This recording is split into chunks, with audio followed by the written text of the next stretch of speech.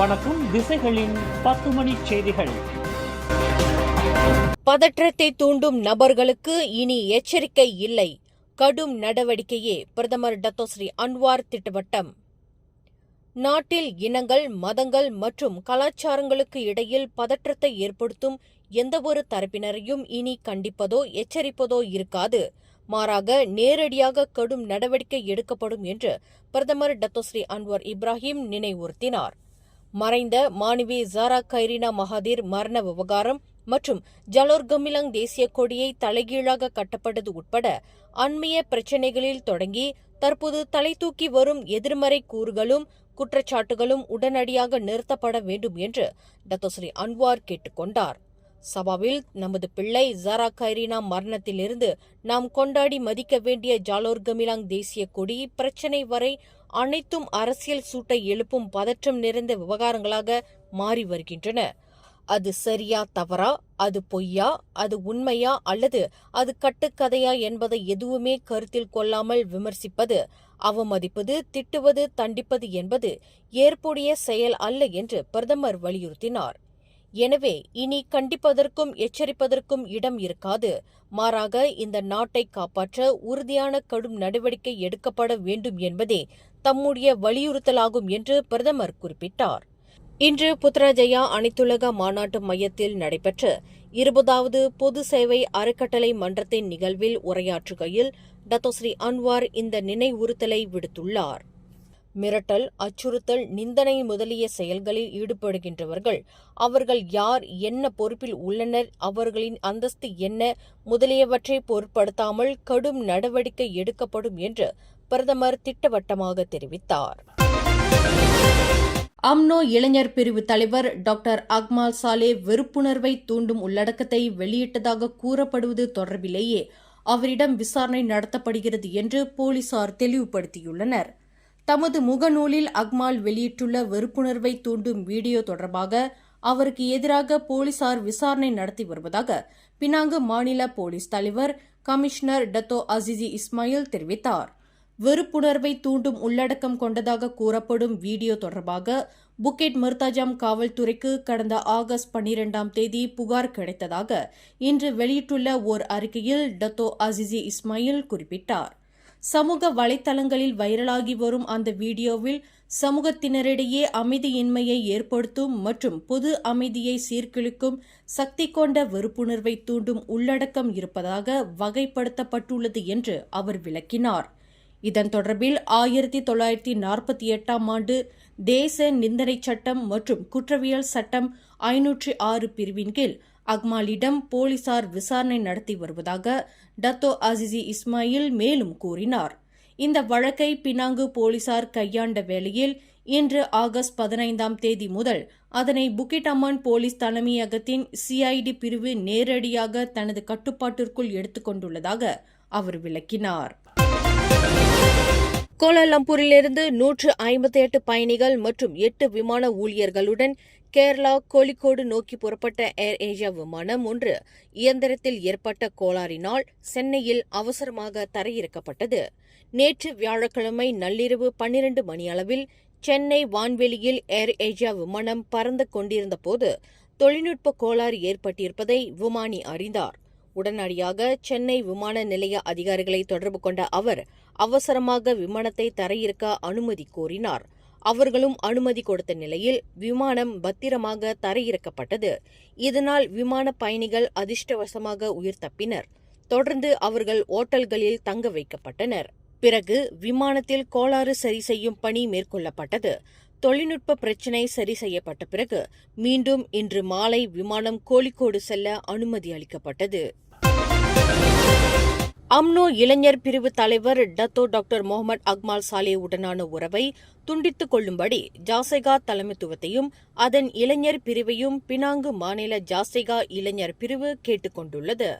அடுத்த பொதுத் தேர்தலில் அம்னோ இளைஞர் பிரிவுடன் ஜாசைகா ஒத்துழைப்பு கொள்ளக்கூடாது என்று டெஸ்பி எனப்படும் ஜாசைகா இளைஞர் பிரிவின் பினாங்கு மாநிலம் ஓர் அறிக்கையில் தெரிவித்துள்ளது.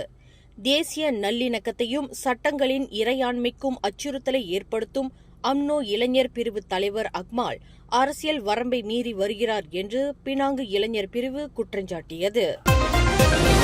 கடந்த ஆகஸ்ட் 7ஆம் தேதி கூட்டரசு நெடுஞ்சாலையில் ஷாலாம் UITM பல்கலைக்கழகம் LRT நிலையத்திற்கு அருகில் நிகழ்ந்த விபத்தில் மரணமுற்ற உள்ளூர் நடிகரும் பாடகருமான பர்வீன் நாயர் சுரேந்திரன் சம்பந்தப்பட்ட விபத்து தொடர்பாக யாராவது தங்களின் வாகனத்தின் டேஷ்கேம் கேமரா பதிவு இருக்குமானால் அதனை விசாரணைக்கு கொடுத்து உதவும்படி குடும்பத்தினர் கேட்டுக் கொண்டுள்ளனர்.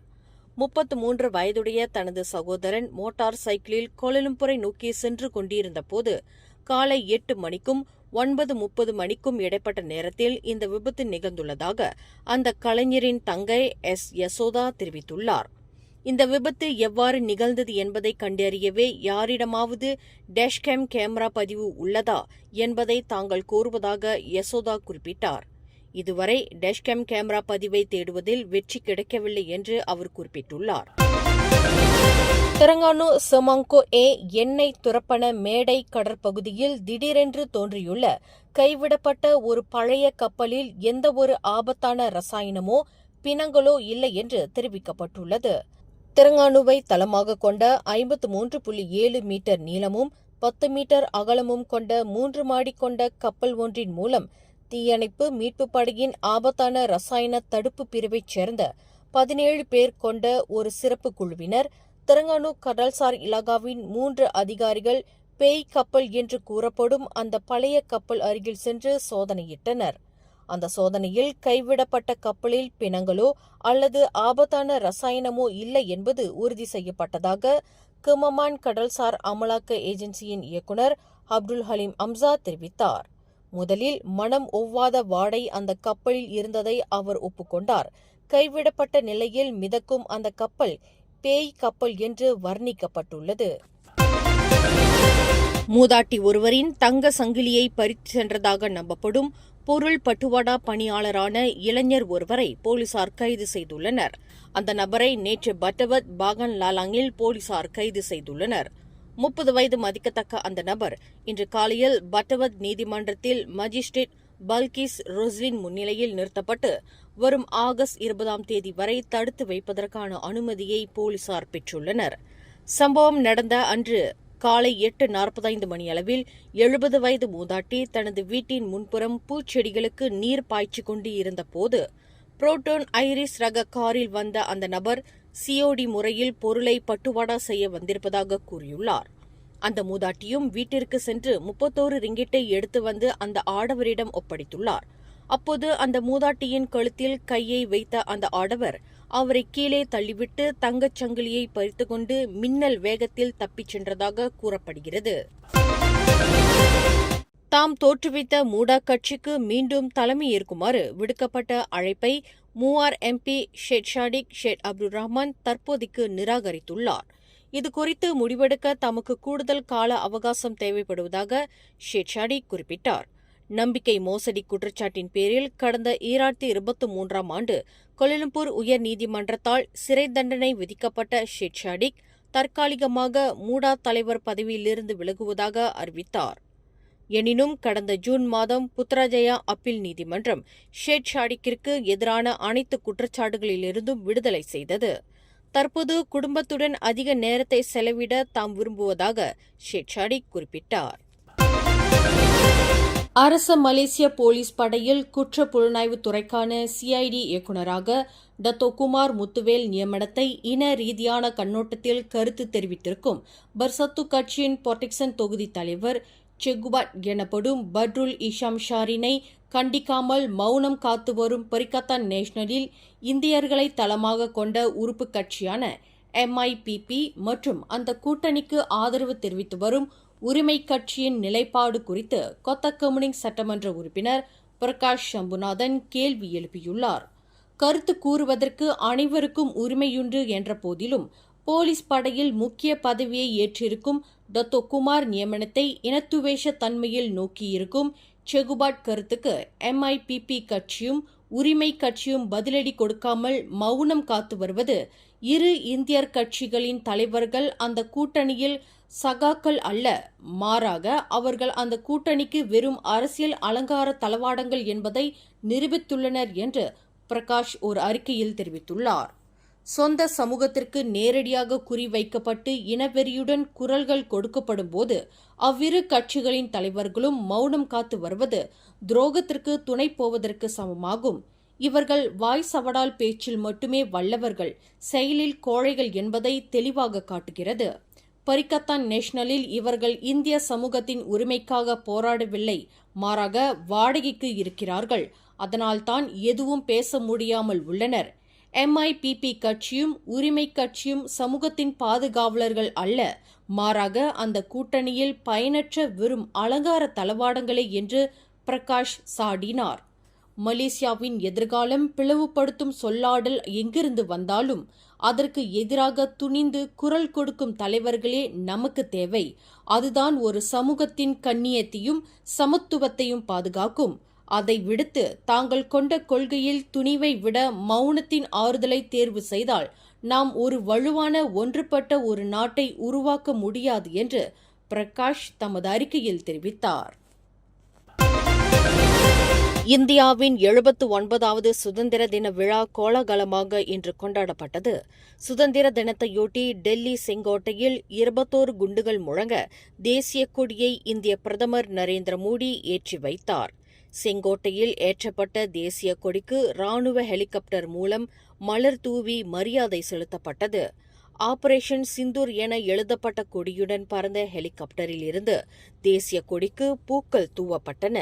செங்கோட்டையில் 12வது முறையாக தேசிய கொடியை ஏற்றி வைத்து மக்களிடம் உரையாற்றிய பிரதமர் மோடி, இந்தியாவின் வளர்ச்சியே தமது குறிக்கோள் என்றார். இதற்கான முன்னேற்பாடான நடவடிக்கைகள் பல்வேறு துறைகளில் எடுக்கப்பட்டு வருவதாக குறிப்பிட்டார். புதிய கண்டுபிடிப்புகள், சிந்தனைகளுடன் இந்தியாவின் வளர்ச்சிக்கு துணை நிற்க இளைஞர்கள் முன்வர வேண்டும் என்று மோடி வலியுறுத்தினார். இந்த தீபாவளியில் மக்களுக்கு மிகப்பெரிய பரிசு காத்திருக்கிறது என்றும், GST வரி விதிப்பில் அடுத்த கட்ட மாற்றங்களை இந்த தீபாவளிக்கு கொண்டுவர உள்ளோம் என்றும் அவர் குறிப்பிட்டார். மோடியின் இந்த சுதந்திர தின உரை புதிய சாதனையாக பார்க்கப்படுகிறது. இன்று அவர் 103 நிமிடங்கள் சுதந்திர தின உரை நிகழ்த்தியுள்ளார். கடந்த ஆண்டு சுதந்திர தினத்தின் போது 98 நிமிடங்கள் பேசியதுதான் சாதனையாக இருந்தது. இன்று அந்த தனது சாதனையை மோடியே முறியடித்து புதிய சாதனை படைத்திருக்கிறார். நேருவுக்கு அடுத்தபடியாக அதிக தடவை சுதந்திர தின கொடி ஏற்றியவர் என்ற சிறப்பு மோடிக்கு கிடைத்துள்ளது. பிரதமர் மோடி போன்று 1947ஆம் ஆண்டு ஜவஹர்லால் நேரு 72 நிமிடங்கள் சுதந்திர தின உரையாற்றியுள்ளார் என்பது வரலாற்றாகும். மேலும் செய்திகளை தெரிந்து கொள்ள கீழே இருக்கும் பெல் பட்டனை அழுத்துங்கள். உங்கள் மகிழ்ச்சியை வெளிப்படுத்த லைக் மற்றும் ஷேர் செய்யுங்கள். தொடர்ந்து திசைகளோடு இணைந்திருக்க சப்ஸ்கிரைப் செய்யுங்கள்.